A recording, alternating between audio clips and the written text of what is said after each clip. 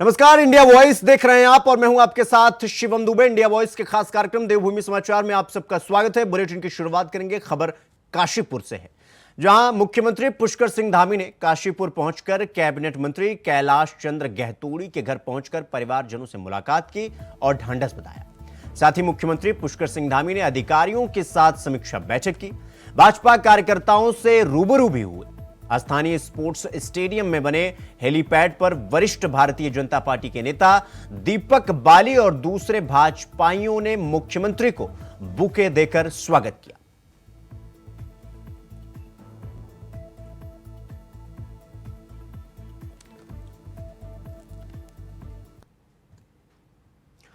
खबर हल्द्वानी से है, जहां मुख्यमंत्री पुष्कर सिंह धामी ने समीक्षा बैठक की है। वन विभाग के साथ ही प्रशासनिक अधिकारी भी इस बैठक में मौजूद रहे। वनाग्नि को लेकर अधिकारियों से पूरी जानकारी ली गई। पेयजल और सड़कों की स्थिति ठीक करने के निर्देश दिए गए। साथ ही यह बताया कि चारधाम यात्रा में पर्यटकों के लिए पूरी व्यवस्था की गई है। मुख्यमंत्री ने कहा कि केदारनाथ धाम के कल कपाट खुलेंगे। सभी श्रद्धालुओं का हम स्वागत करते हैं।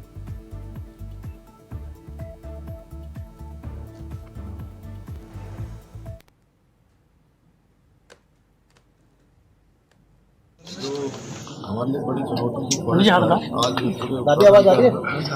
सभी स्थानों पर शून्य हो गई है, लेकिन पूरी तरह से खत्म हो गई है। पेयजल भी एक हमारे लिए बड़ी समस्या है, चुनौती है। पेयजल की भी समस्या की है। बनाने के लिए हमने जो हमारे प्लान होते हैं, वन विभाग के उन प्लानों पर काम करना, फायर लाइन बनाना, लोगों का सहयोग उसमें लेना, जन जागरूकता को बढ़ाना, साथ में बिजली की समस्या बीच में न हो, क्योंकि काफ़ी टेम्परेचर ज़्यादा है, तो उसका भी हमने कहा किसी प्रकार से इंतजाम हो, सड़कों की स्थिति खराब नहीं होनी चाहिए। चारधाम यात्रा के साथ साथ पूरे पर्यटकों का एक सीजन मई और जून में काफ़ी ज़्यादा फुटफॉल यहाँ रहता है। बात भी है और जो भी आपदा से संबंधित तैयारियाँ हो सकती हैं, इन सब पर बात की। सब कामों की और जो जल निगम है, अन्य जो भी सीवर लाइनें बन रही हैं या इस प्रकार की पाइपलाइनें जो बिछाई जा रही हैं, उसको मैंने कल भी लिया। सभी श्रद्धालुओं का हम स्वागत करते हैं। चारधाम यात्रा एक हमारे लिए बहुत बड़ा उत्सव होता है, राज्य के लिए भी और देशवासियों के लिए भी। उनकी यात्रा मंगलमय हो, अच्छी हो। चारों धाम और हमारे देवभूमि के सभी देवता सबकी मनोकामनाएं पूर्ण करें, उनकी यात्रा अच्छी हो, सरल हो, बिना किसी परेशानी की हो। सब कुछ सीएम साहब पिछले दिनों जो मानसखंड एक्सप्रेस चली थी, उससे जो है नागपुर से यहाँ आई थी, पुणे से आए थे बहुत सारे लोग थे और उन्होंने लिया। अगली भी जो ट्रेन है वो भी आने वाली है। इसके साथ साथ आदि कैलाश और पार्वती कुंड के दर्शन करने वाले लोगों की संख्या भी बढ़ी है, उन्होंने भी अपना रजिस्ट्रेशन करवाया है। और पूरे मानसखंड का जो सर्किट बन रहा है, सर्किट है, उस सर्किट में भी यात्रा करने वालों की लगातार संख्या बढ़ रही है। चारधाम के साथ साथ मानसखंड की यात्रा भी अच्छी हो, उसके लिए भी हम काम कर रहे हैं। पुरानी का मेला भी अपने चरम पर चल रहा है, क्योंकि वहाँ भी श्रद्धालुओं की बड़ी संख्या, प्रत्येक वर्ष 30 लाख से 40 लाख लोगों का आगमन वहाँ भी होता है। तो जितने भी हमारे यहाँ पर यात्रा आने वाले समय में कांवड़ यात्रा है, उसकी भी हम लोग लगातार समीक्षा तैयारियाँ करते हैं। अभी फिलहाल हमारी चारधाम यात्रा है। चारधाम यात्रा कल से प्रारंभ होगी और जो भी यात्रा पूरे समय चलेगी, तो उसमें सभी तैयारी सभी विभाग अपने स्तर से काम कर रहे हैं और मैं भी लगातार उसकी। तो वहीं राम की जन्मभूमि अयोध्या में उत्तराखंड भवन के निर्माण का रास्ता साफ हो गया है। अयोध्या में आवंटित भूमि की रजिस्ट्री उत्तर प्रदेश सरकार ने उत्तराखंड सरकार के पक्ष में कर दी है।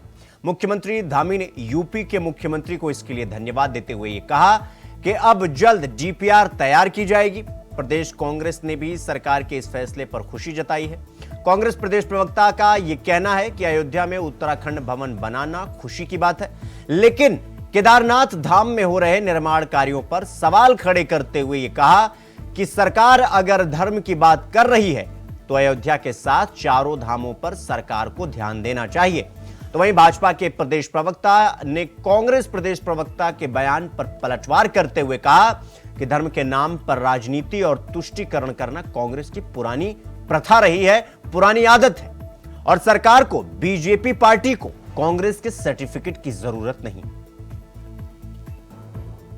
अच्छी बात है। अयोध्या में अगर उत्तराखंड भवन के लिए भूमि की रजिस्ट्री हो गई और जनता का जो टैक्स पेयर का पैसा है वो सही काम में लगा है, इसमें तो सभी को खुशी होनी चाहिए। और दूसरी ओर सरकार को भगवान केदारनाथ जी के दर पर जो पंडा पुरोहितों के जो है आवास तोड़े जा रहे हैं, जो भगवान शिव का जो है रास्ता खोदा जा रहा है, गड्ढे किए जा रहे हैं, वहां पर भी पंडित पुरोहित विरोध कर रहे हैं, उस पर भी ध्यान देना चाहिए। क्योंकि ये तो देवभूमि है, चारों धाम यहाँ है और देश और दुनिया के सारे श्रद्धालु जो है उत्तराखंड में हमारी देवालयों में जो है श्रद्धा रखते हैं। तो वहाँ की भी जो समस्याएं हैं, सरकार अगर धर्म की बात कर रही है तो केदारनाथ जी में भी उतना ही ध्यान दे, बद्रीनाथ जी में भी उतना ही ध्यान दे, यमुनोत्री गंगोत्री की भी जो शिकायतें आ रही हैं उनका भी जो है समाधान करे, और केदारनाथ में जो सोने की चोरी का रहस्य है उसको भी सुलझाए। कम से कम जनता को जो है वास्तविकता पता लगे। धर्म के नाम पर राजनीति करना और धर्म के नाम पर तुष्टीकरण करना ये कांग्रेस की पुरानी आदत है, और जब एक समाज की बात हो तो कांग्रेस को बड़ा दिक्कतें हो जाती हैं। इस प्रकार से सनातन धर्म की बात है, कांग्रेस पार्टी की सर्टिफिकेट की आवश्यकता भारतीय जनता पार्टी को या भारतीय जनता पार्टी की सरकारों को नहीं है, क्योंकि वो कांग्रेस पार्टी है जिस कांग्रेस पार्टी ने राम के अस्तित्व को नकारने की बात की। ये वो कांग्रेस पार्टी है जो जब राम मंदिर का निर्माण हुआ, राम मंदिर निर्माण के बाद शिलान्यास हुआ, लोकार्पण हुआ, तो एक कांग्रेस पार्टी पूरी की पूरी विरोध में थी। तो आज इस प्रकार की कांग्रेस पार्टी बयानबाजी करती है, उन्हें अपने गिरेबा में झांकना चाहिए। और मैं स्वागत करता हूं माननीय मुख्यमंत्री जी ने जिस प्रकार से अयोध्या के अंदर उत्तराखंड भवन बनाने को लेकर के मुख्यमंत्री उत्तर प्रदेश योगी आदित्यनाथ जी से बात की थी, उन्होंने हमें भूमि दी है। उस पर शीघ्र ही हमारा जो उत्तराखंड भवन है उस पर नींव रखकर तेजी से काम हो, जो हमारे उत्तराखंड के लोग वहाँ पर दर्शन करने जाएंगे, उनके रहने की उचित व्यवस्था हो, इस पर हमारी सरकार काम कर रही। और केदारनाथ हो, बद्रीनाथ हो, सब जगह जहाँ जहाँ पर अच्छी सुविधाएं हो सके, यात्रियों को बेहतर सुविधाएं हो सके, श्रद्धालुओं को बेहतर सुविधाएं दे सके, वहाँ के पंडा पुरोहितों को बेहतर सुविधाएं दे, इस पर सरकार काम करे। खबरों में आगे बढ़ेंगे। अगली खबर देहरादून से है, जहां कांग्रेस के वरिष्ठ नेता सैम पित्रोदा की नस्लीय टिप्पणी पर अब भारतीय जनता पार्टी मुखर हो गई है। बीजेपी के प्रदेश अध्यक्ष और राज्यसभा सांसद महेंद्र भट्ट ने कहा कि कांग्रेस पार्टी को अपने इस नेता को पार्टी से बाहर का रास्ता दिखाना चाहिए और दोबारा कभी पार्टी में शामिल नहीं करना चाहिए, क्योंकि उनके द्वारा की गई नस्लीय टिप्पणी लोकहित में नहीं है। देखिए, कांग्रेस के वरिष्ठ नेता सैम पित्रोदा का जो बयान है वो देश के अंदर एक प्रकार से मैं कह सकता हूँ कि रंग भेद को बढ़ावा देने का एक उनका बड़ा बयान है।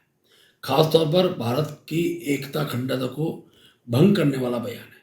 देश के अंदर विभाजनकारी मानसिकता को प्रदर्शित करता है। उनके द्वारा पूर्वोत्तर भारतीयों को चीनी, दक्षिण भारतीयों को अफ्रीकी, पश्चिमी भारतीयों को अरब जैसा दिखने का जो बयान है, ये भारत के जो स्वरूप है, क्योंकि भारतवर्ष तो एक ऐसा देश है जहाँ हर प्रकार के फूल खिलते हैं, हर प्रकार की जलवायु रहती है, और इस देश के अंदर जन्म लेना ईश्वर भी अपना सौभाग्य समझता हूँ। ऐसे भारत के अंदर इस प्रकार के बयानबाजी देश की एकता अखंडता के लिए घातक है। मैं कांग्रेस के राष्ट्रीय अध्यक्ष से मांग करूँगा कि उनको इस पर देश से माफ़ी मांगनी चाहिए और इस प्रकार के बयान देने वालों को आजीवन पार्टी से बाहर रखना चाहिए और इस प्रकार के बयानों पर उनको कड़ा रुख अपनाना चाहिए। देखिए, मूल रूप से कांग्रेस पार्टी बार बार जो है देश को जातीय राजनीति में,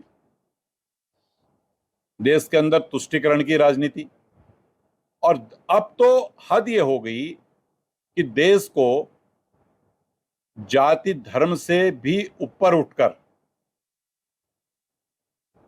काले और गोरे में बांटने का प्रयास हो रहा है। यानी कांग्रेस की ओर से अब ये बयान जारी किए जा रहे हैं कि भारतवर्ष के अंदर पूर्व के लोग कैसे हैं, पश्चिम के लोग कैसे हैं, उत्तर के लोग कैसे हैं और दक्षिण के लोग कैसे हैं। यानी एक तरह से मैं कह सकता हूं कि नक्सलवाद को प्रश्रय देने का काम कांग्रेस पार्टी कर रही है देश के अंदर। इसकी भारतीय जनता पार्टी कड़े से कड़े शब्दों में आलोचना करती है और साथ ही कांग्रेस के राष्ट्रीय अध्यक्ष सोनिया गांधी जी से और राहुल गांधी जी से भारतीय जनता पार्टी पूछती है कि सैम पित्रोदा ने जो बयान दिया, उस बयान में उन्होंने पल्ला इस बात को लेकर के झाड़ दिया कि साहब ये उनकी निजी राय है। हम ये पूछना चाहते हैं कि अगर उनकी निजी राय है तो आप क्यों 1984 से लेकर आज तक उनको कांग्रेस पार्टी के महत्वपूर्ण से महत्वपूर्ण पदों पर बिठाए हुए हैं, और साथ ही आज वो जिस संस्था के अध्यक्ष थे उस संस्था के अध्यक्ष पद से उन्होंने इस्तीफा दिया, तो आपने भी उसको स्वीकार भी क्यों कर लिया? ये तो प्रामाणिकता है। तो इसलिए ये एक बहुत ही सोची समझी कांग्रेस की साजिश लगती है, और देश जानना चाहता है कि भाई कांग्रेस जो इस तरह की हरकतें कर रही है उसके पीछे मकसद क्या है। तो वहीं कैबिनेट मंत्री गणेश जोशी ने उत्तर पूर्वी दिल्ली लोकसभा से बीजेपी उम्मीदवार मनोज तिवारी के समर्थन में बुराड़ी में जनसभा की। हरियाणा के पूर्व मुख्यमंत्री मनोहर लाल और सांसद प्रत्याशी मनोज तिवारी के साथ जनसभा को संबोधित किया। इस दौरान कैबिनेट मंत्री गणेश जोशी ने बड़ी संख्या में आई जनता से भारतीय जनता पार्टी के प्रत्याशी मनोज तिवारी को भारी मतों से जीत दिलाने की अपील की। कैबिनेट मंत्री गणेश जोशी ने अपने संबोधन के दौरान मोदी सरकार की उपलब्धियों को गिनवाया।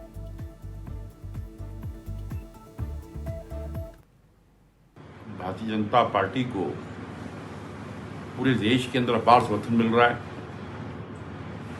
वहीं देश की राजधानी दिल्ली में मैं 5 तारीख से यहाँ चुनाव ड्यूटी पर हूँ।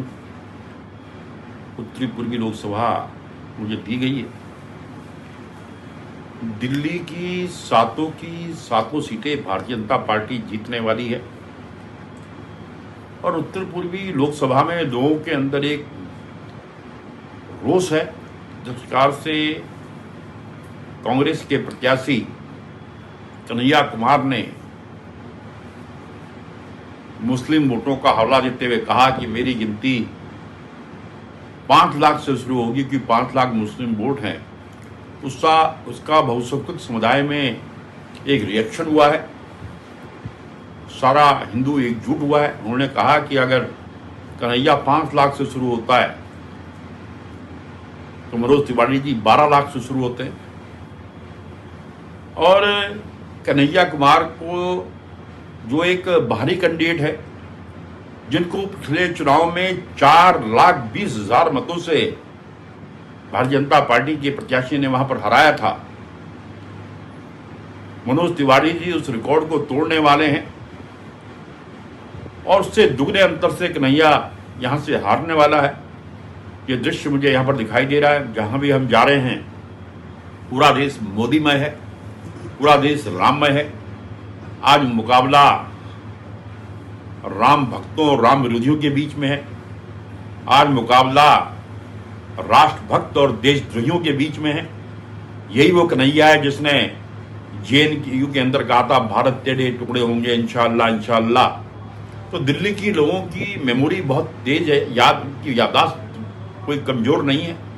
दिल्ली के लोग उसको सबक सिखाएंगे, और भविष्य में कन्हैया इस लायक नहीं रहेगा वो कहीं चुनाव लड़ सके। ये दृश्य मुझे यहाँ पर दिखाई दे रहा है। तो वहीं दून में नदी नालों के किनारे खाली जमीनों पर कब्जा और फिर अवैध निर्माण कर खरीद फरोख्त का खेल सालों से चल रहा है। सरकारी जमीन पर मकान बनाकर 100-100 रुपए के स्टाम्प पर बेच दिए गए। अब इन मकानों को खरीदने वालों पर बेघर होने का खतरा मंडरा रहा है। अवैध निर्माण को लेकर हाईकोर्ट के निर्देश पर नगर निगम सर्वे कर रहा है। नगर आयुक्त गौरव कुमार ने यह बताया कि चिन्हीकरण के बाद ध्वस्तीकरण की कार्रवाई भी की जाएगी। कुल 129 बस्तियों को चिन्हित किया गया है, जिनमें 40,000 घर बने होने का अनुमान।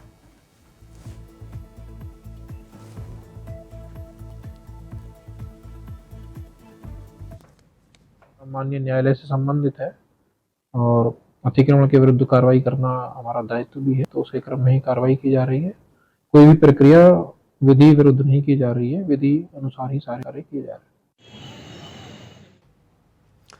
तो उत्तराखंड सरकार नगर निगम चुनाव को लेकर पूरी तैयारी में जुटी हुई है। इसी के चलते निकाय चुनाव में मतदाता सूचियों में छूटे नामों को दर्ज कराने को लेकर रुड़की तहसील प्रशासन भी बेहद गंभीर नजर आ रहा है। ज्वाइंट मजिस्ट्रेट दिवेश सासनी ने सभी नगर निकाय के अधिशासी अधिकारियों और राजनीतिक लोगों की बैठक अपने कार्यालय में बुलाई थी। इस दौरान बैठक में ज्वाइंट मजिस्ट्रेट ने मतदाता सूची में नाम जोड़ने के लिए अभियान चलाने के सख्त निर्देश दिए। जितनी भी अर्बन लोकल बॉडीज़ है उसकी वोटर लिस्ट हमारी तैयार हो रही थी। तो वोटर लिस्ट तैयारी में जितने भी हमारे इश्यूज़ आ रहे थे, जो पॉलिटिकल रिप्रेजेंटेटिव्स इश्यूज़ रेज कर रहे थे, तो उस संदर्भ में हमने सभी ईओज़, उनके ऑफिस स्टाफ और वहाँ की जितने भी जनप्रतिनिधि थे, सभी पार्टीज़ को ट्राई किया था, उनको बुलाया गया यहाँ पे, उनके इश्यूज़ को सुना गया। काफ़ी यहाँ पे विचार विमर्श हुआ और काफ़ी हमने ट्राई किया है कि कोई भी ऐसा वोटर जो हो, पात्र हो, उसका नाम ज़रूर आए। कोई भी ऐसा वोटर जो अपात्र हो, उसका नाम ना रहे। तो उसके लिए हमने दिशा निर्देश दे दिए हैं। यहाँ पे डायरेक्टर से भी डायरेक्शंस आई हैं कि थोड़ा जो वोटर लिस्ट में अमेंडमेंट का टाइमलाइन था वो भी एक्सटेंड किया गया है। तो मेरी सभी से अपील रहेगी कि कुछ भी अगर किसी को वोटर्स को अपना नाम ऐड करना है इन लिस्ट में, ज़रूर ऐड कर सकते हैं। अगर कोई डाउट्स है या इश्यूज़ हैं वो अपनी एप्लीकेशन दे दें और हमारे ईओज़ को दे दें। और ईओज़ अभी जगह जगह पे अपने वो भी करेंगे, राउंड्स भी लगाएंगे, अपने शिविर भी लगाएंगे, तो आप वहाँ पे भी आवेदन दे सकते हैं। तो हम लोग यहाँ पे जितनी वोटर लिस्ट को करेक्शन कर सकते हैं अर्बन लोकल बॉडीज़ की, उसी लिए ये मीटिंग बुलाई गई थी। रामपुर के हमारे यहाँ पे ऑफिस के थ्रू अपना कैंप ज़रूर लगाया गया था। आज उनको बहुत डायरेक्शन दे दी क्लियर कि आप लोग अपने पॉलिटिकल पार्टीज़ जो भी रही है, जितनी भी पार्टीज़ है वहाँ पे, सभी के साथ एक मीटिंग कर लें। उनके साथ मीटिंग करने के बाद जहाँ जहाँ ये नीड आती है, अगर कहीं भी शिविर लगाना है वहाँ पे भी लगाएं, तथा अपनी ओर से भी ये प्रयास करें कि जहाँ जहाँ आपको लगता है शिविर लगाने की आवश्यकता है वहाँ पे लगाया जाएगा। एंड ये सभी अर्बन लोकल बॉडीज़ के जो जितने भी हमारे ईओज़ है सभी को बता दिया गया है, जहाँ पे भी नीड आए वहाँ पे बीएलओज़ को साथ में भेजकर, जहाँ पे नाम ऐड होना है, जहाँ पे बहुत सारी इश्यूज़ रेज हो रहे हैं, सभी को वहाँ पे भेजकर खुद भी पर्सनली चेक करेंगे और हम लोग भी इस चीज़ को मॉनिटर करते रहेंगे। सभी की, देखिए ये एक ऐसा काम है जिसमें सभी की रिस्पॉन्सिबिलिटीज, ऑफ कोर्स डिपार्टमेंट की रिस्पॉन्सिबिलिटी है, अर्बन लोकल बॉडीज़ की रिस्पॉन्सिबिलिटी है, डिस्ट्रिक्ट एडमिनिस्ट्रेशन की रिस्पॉन्सिबिलिटी है, बट हमारी अपील जनता से भी रहेगी कि आप लोग भी चेक करें। हमारे यहाँ पे वोटर लिस्ट भी अवेलेबल है, आप लोग हमारे अर्बन लोकल बॉडी के ऑफिस में आ सकते हैं। वहाँ पे एक शुल्क जो निर्धारित है उस शुल्क को देने के बाद वोटर लिस्ट भी मिल सकती है और चेक किया जा सकता है कि क्या उसमें कोई इश्यूज़ हैं, अपना नाम भी चेक किया जा सकता है, उसमें कोई करेक्शंस हैं। अभी भी समय है, आने वाले 4-5 दिन जो भी हमारे एक्सटेंशन मिला है हमें, उसमें कोई भी ऐसा आवेदन दें और हम उस पर त्वरित कार्रवाई करेंगे। अब ये हमारे व्यस्त शेड्यूल से देखते हैं कि तो इस समय गर्मी ने अपना रौद्र रूप धारण कर लिया है। लगातार गर्मी बढ़ने से जलस्तर भी कम होता जा रहा है। किसानों द्वारा इन दिनों बेमौसमी धान लगाया जा रहा है, जिससे भूमिगत जल स्तर एक चिंता का विषय बन गया है। जिले के डीएम बेमौसमी धान की फसल को लेकर सख्त दिखाई दे रहे हैं। बेमौसमी धान की खेती करने पर रोक लगाने की बात कही जा रही है। डीएम ने अधीनस्थों को निर्देश देते हुए कहा कि जनपद के ज्यादातर किसान ज्यादा कमाई करने के लिए धान की खेती को अपना रहे हैं, तो पर्यावरण के लिए खतरनाक, जिससे भविष्य में पीने के पानी की समस्या हो सकती है। ये जो बेमौसमी धान है ये अप्रैल से लेकर के 15 जून तक लोग लगाते हैं ज़्यादातर, और इस विषय में सरकार भी गंभीर है, चिंतित है। पूरा कृषि विभाग इसके लिए लगा हुआ है। हम लोगों ने इसमें 3 बैठकें जनपद स्तर पर किया, किसान प्रतिनिधियों को बुलाया, संगठनों को भी बुलाया कि इसके जो विकल्प हैं, आप गर्मी वाला धान मत लगाइए। इससे तो जो वाटर कंजम्पशन है वो बहुत बढ़ जाता है, साथ ही साथ वाटर पॉल्यूशन भी बढ़ता है। तो हम लोगों ने कोशिश यही किया है कि लोगों को मोटिवेट करें। अभी कल ही मैंने एक आदेश भी जारी किया है।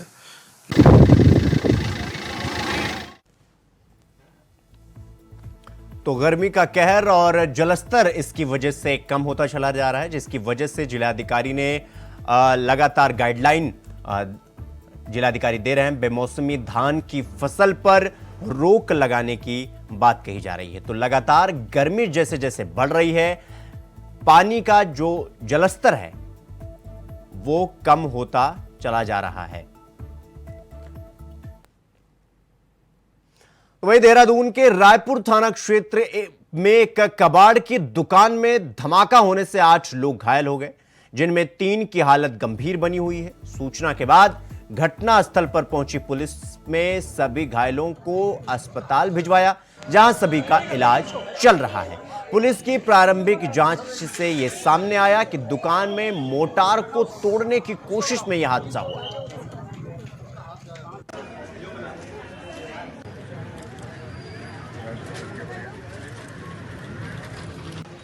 देखिए, ये आज दोपहर को जो है सूचना प्राप्त हुई थी कि रायपुर थाना क्षेत्र में जो हमारा पुलिया नंबर 6 से महाराणा प्रताप को जो रोड गया है, वहाँ कुद्दो वाला जगह पर एक कबाड़ी की दुकान पर ब्लास्ट होने की सूचना प्राप्त हुई थी। तो सूचना पर जो है हमारी लोकल पुलिस और साथ में हमारा फायर ब्रिगेड जो है और फिर हम लोग अधिकारीगण भी मौके पर पहुँचे, मौके का मुआयना किया गया। तो वहाँ पता चला एक कबाड़ी की दुकान है, वहाँ एक ब्लास्ट हुआ है और जिसमें कि पहले जो सूचना आई थी कि 5 या 6 लोग जो हैं वो घायल हैं।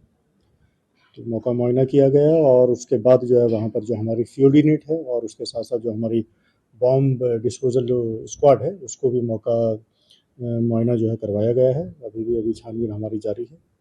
जो घायल हुए हैं वो कुछ कोरोनेशन अस्पताल और बाकी 4-5 लोग जो हैं वो दून हॉस्पिटल में भर्ती हैं। तो वहाँ भी मेरे द्वारा जाकर जो है घायलों से जो है जानकारी की गई है, डॉक्टरों से बातचीत की गई, तो उसमें 2 लोग जो हैं वो थोड़ा-सा गंभीर रूप से घायल हैं और बाकी 6 लोगों को जो है मामूली चोटें आई हैं और जल्दी ही वो उपचार के बाद ठीक हो जाएँगे, उनको छुट्टी दे दी जाएगी।